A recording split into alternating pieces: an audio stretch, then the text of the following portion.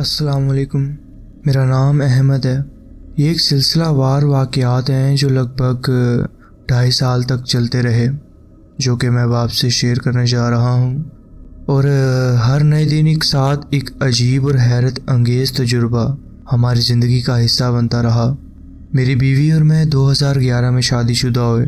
पहले कुछ सालों तक हम अपने पुराने घर में रहे, मगर फिर हमने फ़ैसला किया कि हमें एक नई जगह पर शिफ्ट होना चाहिए। बहुत सोचने और जगह तलाश करने के बाद हमने कराची के सदर इलाके में एक बुलंद इमारत के 8th फ्लोर पे फ्लैट को अपना नया घर बना लिया। ये जगह हमें इसलिए पसंद आई क्योंकि यहाँ से शहर का खूबसूरत नज़ारा देखा जा सकता था, और फ्लैट भी मॉडर्न था। छोटा ज़रूर था, मगर एक नए शोहर बीवी के लिए मुकम्मल तौर पर ठीक था। सदर का इलाका अपनी रंजिशें और रवानी के लिए मशहूर है। दिन हो या रात, यहाँ हर वक्त चहल पहल रहती है।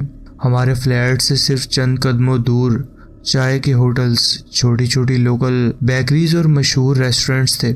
शादी के चंद पहले सालों में हर जोड़ा नए नए मुकामात दरियाफ्त करना चाहता है, और हमारे लिए ये इलाका बिल्कुल मुकम्मल था। कभी रात के देर तक चाय पीने निकल जाते, कभी किसी नए रेस्टोरेंट का मज़ा लेते, और कभी बस शहर की रोशनियों को देखते हुए बालकनी में खड़े होकर बातें करते। हर चीज़ एक नई शुरुआत का हिस्सा लगती थी, एक नई ज़िंदगी का मुकम्मल हिस्सा। मगर हम दोनों को ये बिल्कुल अंदाज़ा नहीं था कि ये नए घर के अंदर भी एक अलग कहानी छुपी हुई है। एक ऐसी कहानी जो धीरे धीरे हमारी ज़िंदगी का हिस्सा बनने वाली थी। शुरू में मुझे इस फ्लैट में कोई भी अजीब चीज़ महसूस नहीं हुई। सब कुछ एक आम जगह की तरह ही था। शहर की रोशनियाँ, नीचे से आती ट्रैफिक की आवाज़, और रात के वक्त दूर कहीं से सुनाई देने वाली कुत्तों की भौंकने की आवाज़ें। मैं इन सब चीज़ों का आदी हो चुका था। ज़िंदगी अपनी रवानगी में थी, और हम नए घर में अपनी शादीशुदा ज़िंदगी का नए दौर का लुत्फ़ उठा रहे थे। लेकिन कुछ अरसे बाद छोटी छोटी अजीब बातें महसूस होने लगीं। पहले तो मैंने इन्हें बस इत्तेफाक समझा, लेकिन धीरे धीरे ये मामलात बढ़ने लगे। कभी कोई तस्वीर बिना वजह गिर जाती, और वो भी ऐसे नहीं कि हवा की वजह से, बल्कि जैसे किसी ने ज़ोर से उसे ज़मीन पर फेंका हो। कभी महसूस होता कि मेरी आँख किसी साए को देख रही है, मगर जब भी सही से देखने की कोशिश करता तो कुछ भी नहीं होता। अजीब बात ये थी कि ये सिर्फ एक बार नहीं, बल्कि काफ़ी बार होने लगा था। चीज़ें भी अपनी जगह से हटने लगी थी। पहले ये छोटी छोटी चीज़ें तक महदूद था। कभी चाबी अपनी जगह ना मिलना, कभी मोबाइल रखकर भूल जाता, और कभी रिमोट किसी और जगह रखा मिलता जहाँ मैंने रखा ही नहीं था। मैंने सोचा कि शायद मेरी बीवी बेइख्तियारी में चीज़ें इधर उधर रख देती होगी, या फिर ये बस हमारी मसरूफियत की वजह से हो रहा होगा। मैंने ये सब चीज़ें एक आम सी बात समझकर नज़रअंदाज करना शुरू कर दिया, लेकिन मुझे बिल्कुल अंदाज़ा नहीं था कि ये सिर्फ शुरुआत थी। अगर थोड़ी तफसील दूँ तो मेरी बीवी हर वीकेंड रात करीब 9 या 9:30 तक सो जाती थी। ये उसका मामूल था, क्योंकि वो सुबह जल्दी उठती थी और घर के काम काज और अपनी मसरूफियात की वजह से अक्सर थक जाती थी। दूसरी तरफ मैं बचपन से ही देर रात तक जागने का आदी था, ख़ास तौर पर वीकेंड्स पर जब मुझे कोई काम नहीं होता था। मुझे फिल्में देखना पसंद था, और मैं अक्सर टीवी या लैपटॉप पर कोई थ्रिलर या हॉरर मूवी लगाकर आराम से बैठता, जबकि मेरी बीवी सो रही होती थी। ये हमारी ज़िंदगी की एक आम रूटीन बन चुकी थी। कुछ महीने गुजर गए और हर चीज़ आम ही लगती रही, मगर फिर एक रात एक ऐसी चीज़ हुई जिसने मुझे पहली दफ़ा सोचने पर बेचैन कर दिया। उस रात भी सब कुछ आम था। मेरी बीवी अपनी आदत के मुताबिक 9 बजे के करीब सो चुकी थी, और मैं ड्राइंग रूम में बैठा अपनी पसंदीदा हॉरर फिल्म देख रहा था। हर चीज़ बिल्कुल यूजुअल लग रही थी। शहर के बाहर से आने वाली हल्की हल्की आवाज़ें और फ्लैट की अंधेरों से भरी हुई शांति। लेकिन फिर रात तकरीबन 11 बजे के करीब एक अचानक आवाज़ ने मेरी तमाम तवज्जो टीवी स्क्रीन से हटा दी। ये एक ज़ोर से गिरने की आवाज़ थी, ऐसी जैसे कोई चीज़ शेल्फ से नीचे गिरी हो या कोई बर्तन ज़ोर से टकराया हो। पहले तो मैं समझ नहीं पाया कि ये आवाज़ कहाँ से आई, मगर फिर मैंने महसूस किया कि ये किचन से आई थी। मेरा दिल एकदम से तेज़ धड़कने लगा। मैंने फ़ौरन रिमोट उठाया, फिल्म पॉज की और कान लगाकर सुनने लगा। पहले सोच ये थी कि शायद कोई बर्तन अपनी जगह से गिर गया हो, या शायद कोई बिल्ली या चूहा अंदर घुस आया हो, क्योंकि सदर का इलाका ऐसी छोटी मोटी चीज़ों से भरा पड़ा है। मगर एक अजीब सी बेचैनी थी जो मुझे महसूस हो रही थी। ऐसा लग रहा था जैसे कुछ ठीक नहीं है। मैं धीरे से अपनी जगह से उठा और हल्के कदम उठाते हुए किचन की तरफ बढ़ने लगा। घर में हर तरफ एक अजीब सी खामोशी थी, लेकिन उस खामोशी में भी एक अजनबी सा एहसास महसूस हो रहा था, जैसे कोई और भी है पर दिखाई नहीं दे रहा। मेरी बीवी किचन के एक शेल्फ पर अपनी पसंदीदा चीज़ें रखती थी।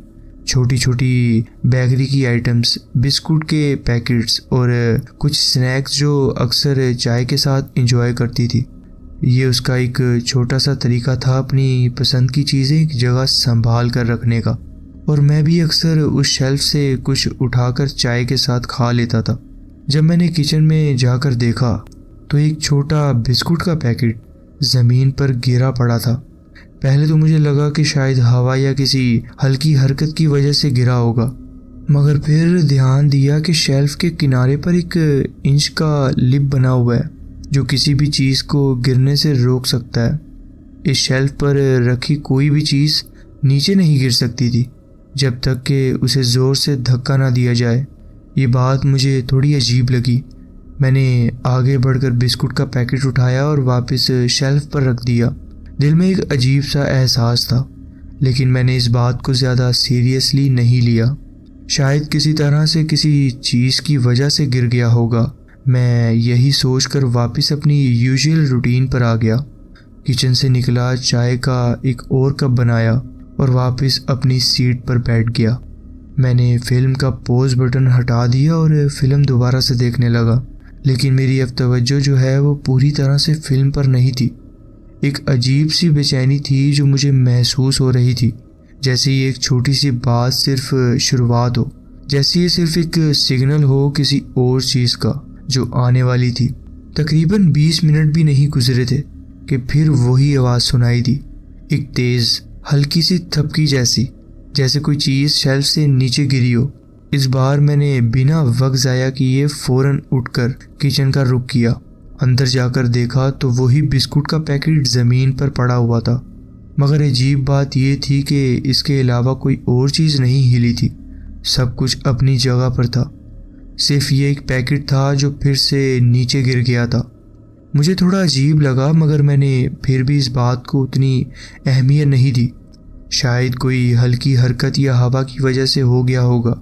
मैंने यही सोचकर फिर से बिस्कुट उठाया, उसी जगह पर रखा और वापस बैठ गया। लेकिन ये सिलसिला एक दफ़ा का नहीं था। ये हर वीकेंड होने लगा। हर बार जब मेरी बीवी सो जाती तो ये बिस्कुट का पैकेट 1 से 3 दफ़ा ज़मीन पर गिरता। कभी मैं आवाज़ सुनता और जाकर देखता, और कभी बस सुबह उठकर देखता कि बिस्कुट फ्लोर पर पड़ा है। ये एक अजीब रूटीन बन गई थी, मगर मैंने इस पर इतना गौर नहीं किया क्योंकि कोई और चीज़ अजीब नहीं लग रही थी। ये सिर्फ बिस्कुट का पैकेट था। लेकिन एक रात ऐसी आई जो हर चीज़ बदल देने वाली थी। उस रात भी सब कुछ पहले जैसा ही था। मेरी बीवी अपने वक्त पर सो चुकी थी और मैं टीवी देख रहा था। रात का सुकून वैसे ही था, लेकिन अंदर ही अंदर मुझे एक अजीब सी घुटन महसूस हो रही थी, जैसे कुछ होने वाला है। और फिर बिल्कुल वैसे ही हुआ। बिस्कुट का पैकेट दोबारा गिरा। मेरे पसीने छूट रहे थे। घर में एक अजीब सी खामोशी थी, लेकिन उस खामोशी के बीच एक बेचैनी भी महसूस हो रही थी, जैसे कोई और भी यहाँ है, जैसे कोई मुझे देख रहा है।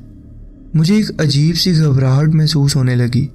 दिल तेज़ धड़क रहा था, जैसे कोई अनजानी चीज़ मेरे अंदर एक डर की लहर भेज रही हो। मैंने धीरे से आगे बढ़कर देखा।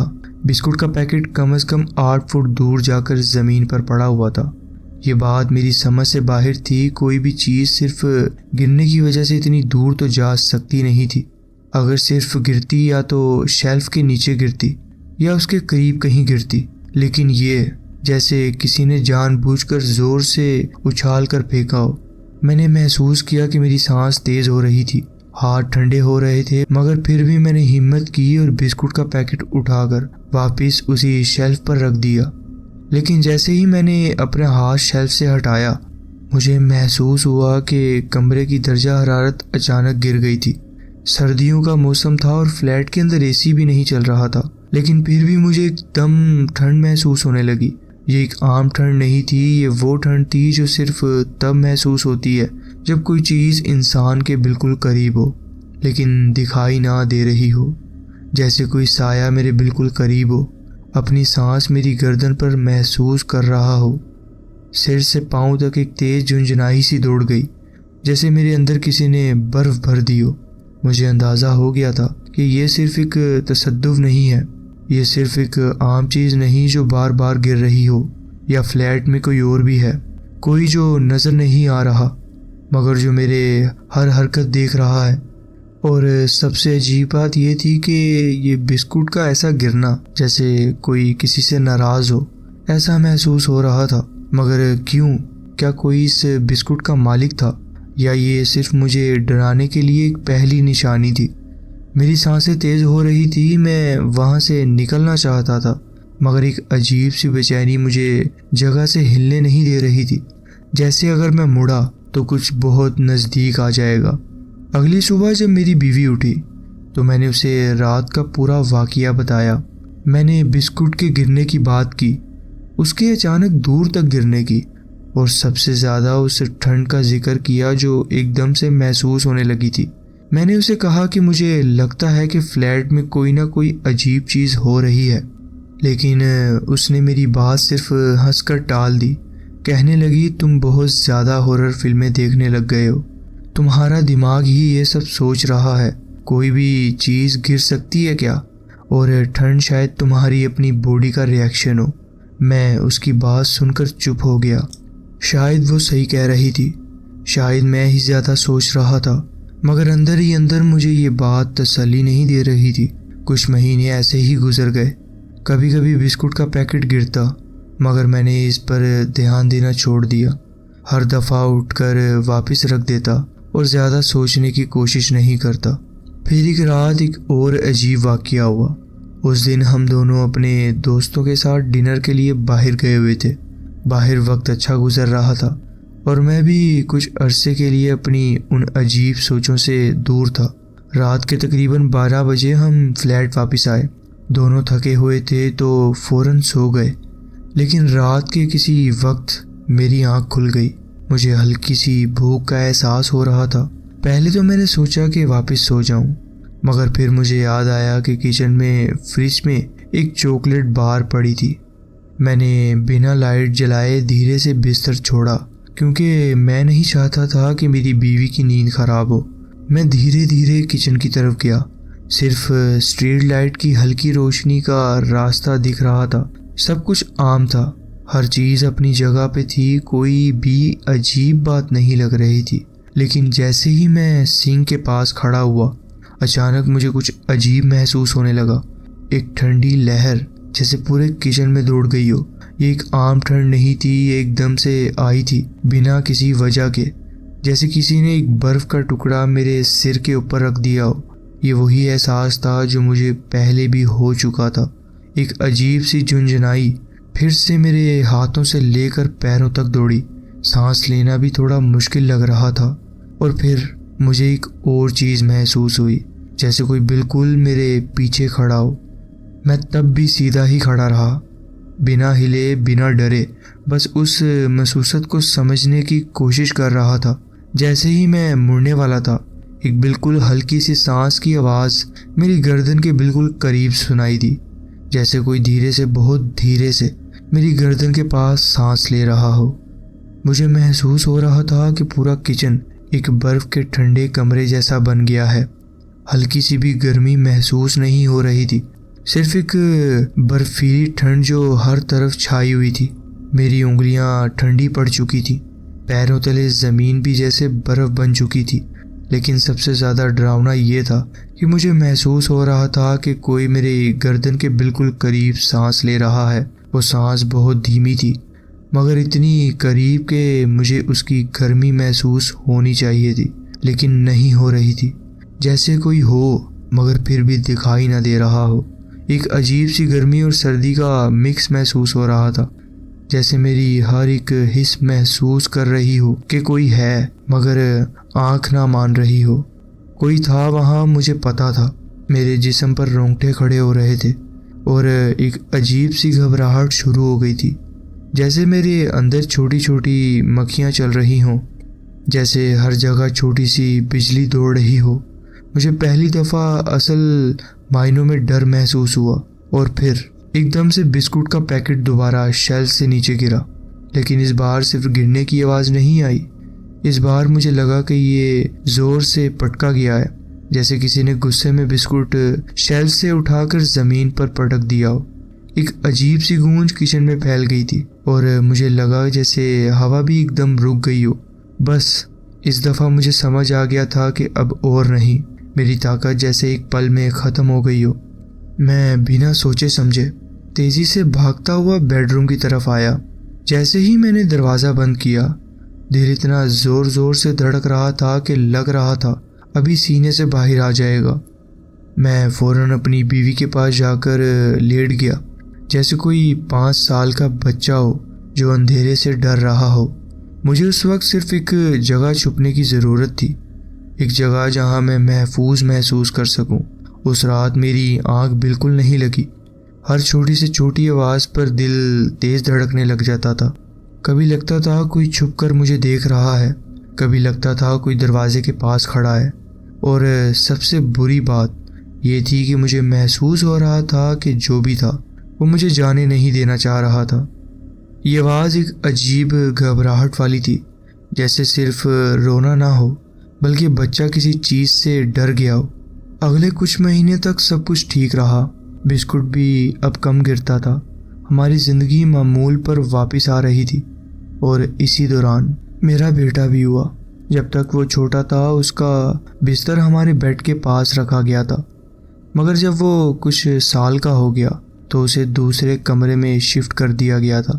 एक रात जब वो तकरीबन 2 से 2.5 साल का था, मेरी बीवी उसे सुलाकर सो गई और मैं एक टीवी शो देख रहा था।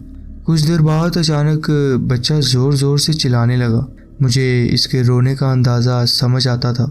अगर उसे भूख लगती या पैम्पर गंदा होता तो उसका रोना अलग होता, मगर ये रोना कुछ और ही था, एक अजीब तरीन आवाज़ से।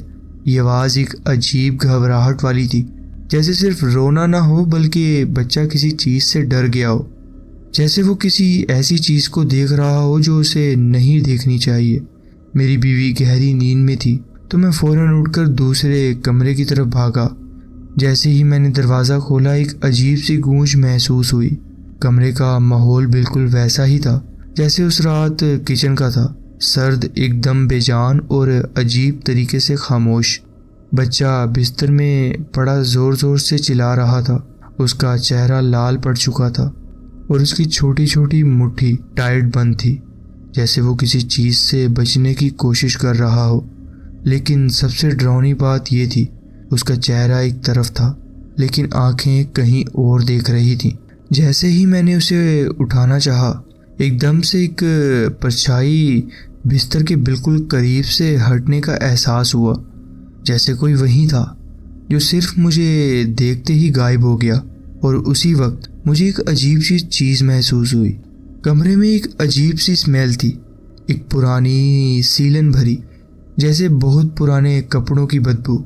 मुझे फिर से वही पुराना डर महसूस होने लगा। मैंने बिना वक्त ज़ाया किए बच्चे को उठाया और बिना पीछे देखे बेडरूम की तरफ भाग गया। जैसे ही मैंने बीवी को उठाया, बच्चा अब भी रो रहा था, मगर अब वो सिर्फ हल्के हल्के सिसकियाँ ले रहा था, जैसे बहुत थक गया हो। मेरी बीवी ने नींद में पूछा, क्या हुआ? मैंने बस यही कहा, कुछ नहीं, बच्चा रोने लगा था।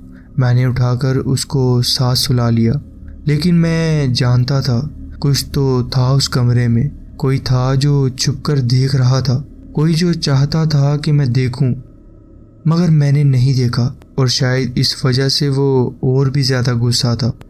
मेरी बीवी भी उठ गई।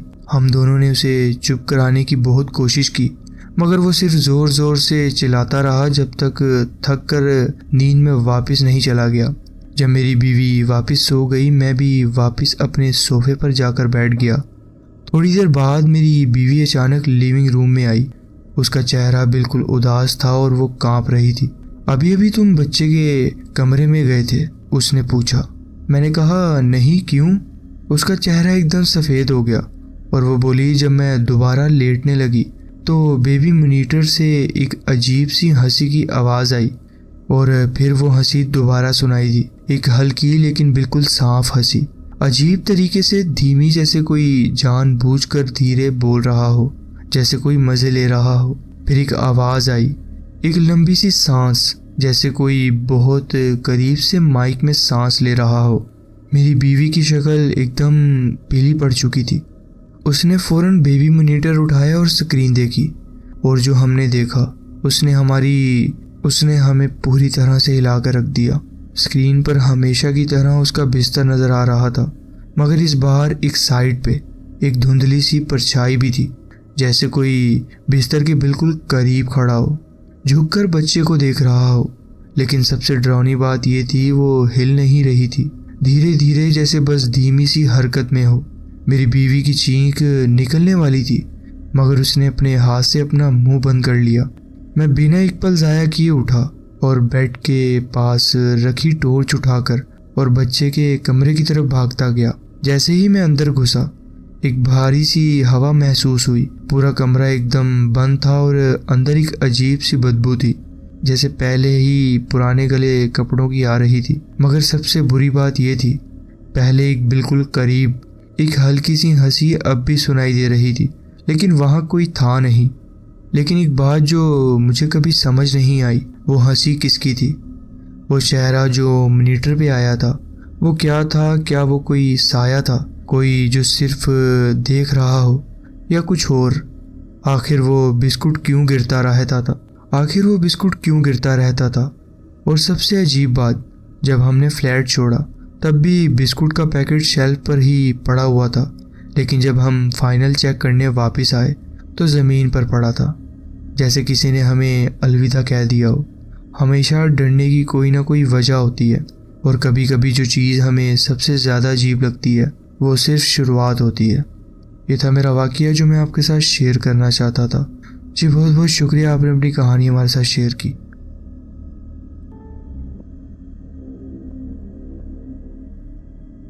अस्सलाम वालेकुम। मैं ये कहकर कहानी शुरू करता हूँ कि मेरी परवरिश दो मुख्तलिफ़ तहज़ीबों में हुई है।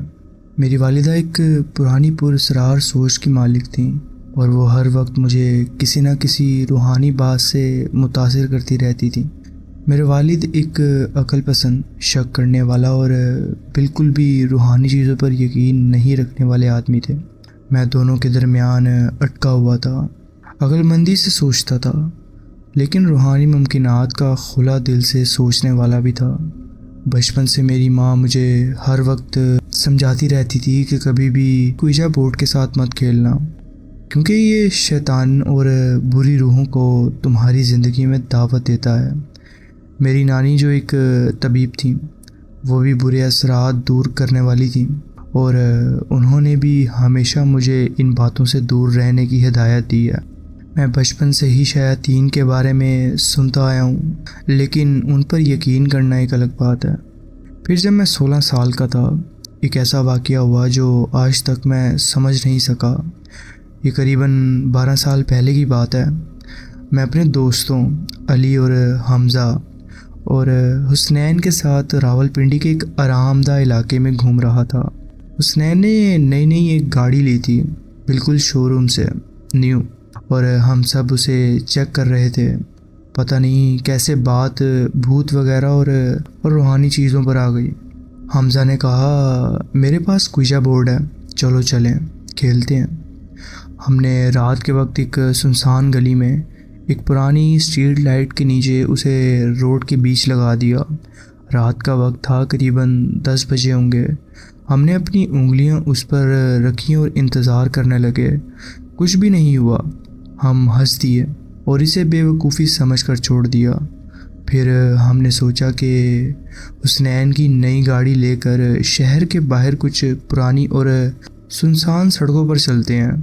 हम सिर्फ 4 नादान नौजवान थे जो किसी थ्रिल की तलाश में थे। मैं अगली सीट पर था और सीधा सामने देख रहा था, जबकि हुसनैन गाड़ी चला रहा था। पीछे हमज़ा और अली बैठे हुए थे और अजीब सी डरावनी बातें कर रहे थे। वो भी रात को सड़क पर सिर्फ हमारी गाड़ी थी, सब कुछ सुनसान था। हम एक छोटे जंगल के पास से गुजर रहे थे।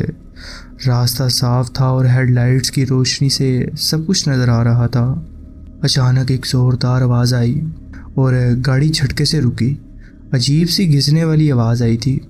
हुसनैन ने फ़ौरन गाड़ी रोकी और अपने कीचेन से एक छोटी टॉर्च निकाल कर बाहर गया ताकि देखे क्या मसला हुआ है। मैं भी उसके पीछे गया। मेरा जो कि अब दिल ख़राब होना शुरू हो गया था। मुझे कुछ तो अजीब महसूस होने लग गया था। जो टायर मेरे साइड पे था वो मुकम्मल तौर पे पंचर हो चुका था, लेकिन ये सिर्फ एक सादा पंचर नहीं था। टायर पर 3 गहरे और तेज़ निशान डाले हुए थे, जैसे किसी ने पंजा मार के फाड़ दिए हों उसे। मैंने हाथ से वो टायर को टच किया। मैंने देखा कि जो भी कुछ हुआ था ये नाइफ से नहीं हुआ था। ये बेतरतीबी और कुछ अजीब सा था, जैसे किसी जानवर ने पंजा मारकर टायर पंचर किया हो। हम दोनों खामोशी से रोड की तरफ देखते रहे। वहाँ कुछ भी नहीं था, ना कोई पत्थर, ना कोई लकड़ी, ना कुछ और जिस पर गाड़ी चली हो और पंचर हो गई हो। गाड़ी इतनी ऊंची थी कि सब कुछ आसानी से देखा जा सकता था। हुसनैन गुस्से में था, उसकी नई गाड़ी थी। जैसे ही वो ट्रंक खोलने लगा ताकि स्पेयर पार्ट्स निकाले, फिर से वैसी ही आवाज़ आई। मैं फ़ौरन गाड़ी की दूसरी साइड गया और देखा कि हुसनैन ने अपनी टांग पकड़ी हुई है। उसका चेहरा डर और हैरानी से भर गया था। उसने जब अपना पाँव उठाया तो मेरा दिल डूब गया। उसकी एंकल और पंजे पर 3 गहरे तेज़ खरोंचों के निशान थे और खून उनसे निकल रहा था। ड्राइवर साइड का पिछला टायर भी वैसे ही चीर दिया गया था जैसे सामने वाला। हुसनैन फ़ौरन गाड़ी के अंदर भागकर बैठा और दरवाज़ा बंद कर दिया, और हमज़ा जो कि पहले ही गाड़ी में था उसने अपना दरवाज़ा लॉक कर लिया। मैं जो कि कुछ पल के लिए बाहर वहाँ जम गया। ठंडी हवा में हमारी सांसें साफ नज़र आ रही थी। मेरा जहन में 2 बातें चल रही थी, क्या ये किसी जानवर का काम है, बिल्ली या कुछ और? लेकिन कोई भी जानवर ऐसा नहीं कर सकता। आखिर हम दोनों भी भागकर गाड़ी में बैठ गए और दरवाज़ा लॉक कर दिया। गाड़ी के अंदर खामोशी थी, सिर्फ हमारी सांसों की आवाज़ आ रही थी। हुसनैन ने रोड साइड मदद के लिए कॉल की और हम टो ट्रक के इंतज़ार करते रहे। जब मैं घर पहुंचा तो सब कुछ अपनी मम्मा को बताया। उन्होंने बिना देर किए मुझे अपनी नानी के घर ले जाने का फ़ैसला किया। वहाँ उन्होंने मुझे साफ़ किया, दुआएं पढ़ी, लेकिन उस रात के बाद भी कई सालों तक मुझे बुरी नींदें आती रहीं।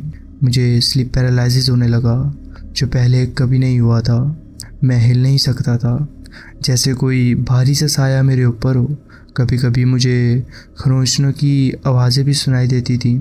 मुझे अब तक नहीं पता कि उस रात हम किस चीज़ से 2-4 हुए थे, लेकिन मैं जानता हूँ कि जब हम उस सुनसान रास्ते से लौटे थे तो सिर्फ एक ख़राब टायर नहीं लाए थे हम कुछ और भी अपने अपने साथ लेकर आए थे। ये था मेरा एक वाक़या जो मैं आपके साथ शेयर करना चाहता था। जी बहुत बहुत शुक्रिया, आपने अपनी कहानी हमारे साथ शेयर की है। तो जी फ्रेंड्स, ये थी आज की स्टोरीज़। आप कमेंट्स में ज़रूर बताएं कि आपको ये स्टोरीज़ कैसी लगी। अगर आपको ये स्टोरीज़ अच्छी लगी हो तो वीडियो को ज़रूर लाइक कीजिए और चैनल को ज़रूर सब्सक्राइब कीजिए और बेल आइकन को ज़रूर प्रेस कर लीजिए ताकि आगे आने वाली कहानियाँ वीडियोज़ आपसे मिस ना हो। अपना ख्याल रखें और मिलते हैं नेक्स्ट वीडियो में। अल्लाह हाफिज़।